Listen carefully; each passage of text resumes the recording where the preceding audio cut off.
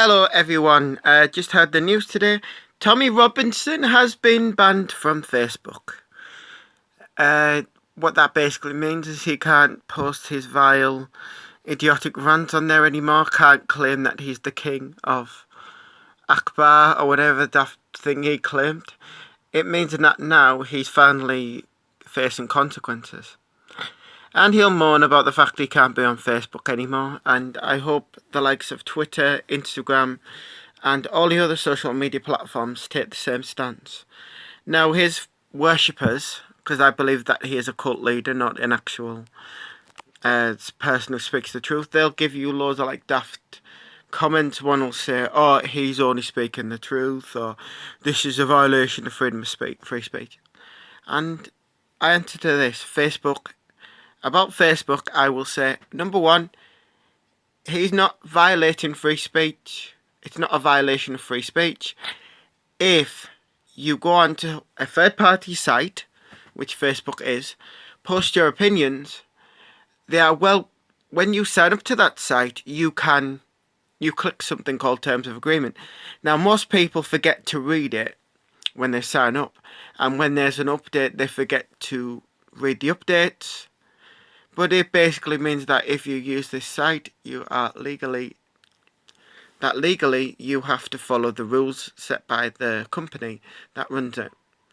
And one of their big things is hate speech. You are not allowed to post hate speech on their website. If you do, it's a big no-no. So that is the short and end of it. Now, does this breach Tommy Robinson's freedom of speech? No. And you know why? Because there is nothing stopping Tommy Robinson from creating his own website, posting on his own videos, and doing it that way. There's nothing stopping him. If he wants to do that, he can do that. Facebook is a third-party site. Instagram's a third-party site. LinkedIn, third-party site. Twitter, third-party site. You get the gist. YouTube, third-party site, which means that you have to follow their agreement. It's the same as if you walk into a club when you go on a night out. There's a certain list of rules that you must abide with, such as a dress code. You can't just show up there rocking a pair of Adidas trainers and Adidas tracksuit. You have to at least put on a shirt. Put on like some trousers. Some places might be a little more relaxed and allow you to wear some jeans. And that's the same with Facebook and any other social media. They have their own set rules. Sadly though, Tommy Robinson has been using Facebook for his own nasty little agenda. He's used social media to block up a RIP crisis helpline. Him and his mates or fans or cult members, whatever you want to call them, blocked a physical helpline designed to help people of all ethnics and races and religion deal with rape crisis. He just took offence at one particular poster that was advertised and aimed at a set group of people. This crisis helpline, though, was for all women who were suffering victims of rape. But, of course, he never apologised. He never does. He is always right. His cult leaders are always right. And if you, as we found out before, he will have cameras at the ready in case you defile his name.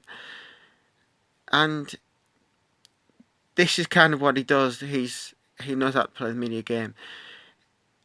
You know, he's being taught how to make good PR, and he'll blame other people. He was saying he was going to take down the BBC, and the actual thing he brought down was actually a very weak documentary stating very false claims.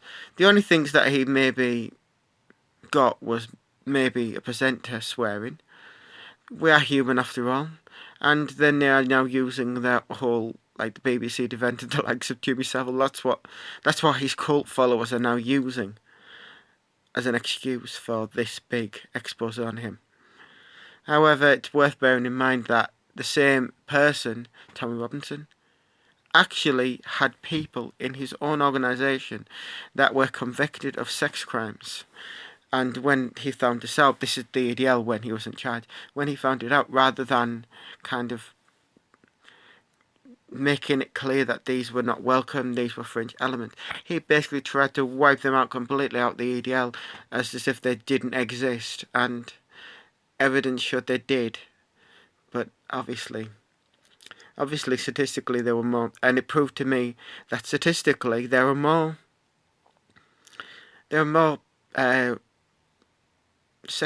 child sex offenders in the ADL than there is in the entire Islamic race, just on the percentage alone. But there you go. But that's it. He has now been banned off Facebook. He might find a loophole which allows him to use his real name, Stephen Lennon. I suspect he'll try to use that trick.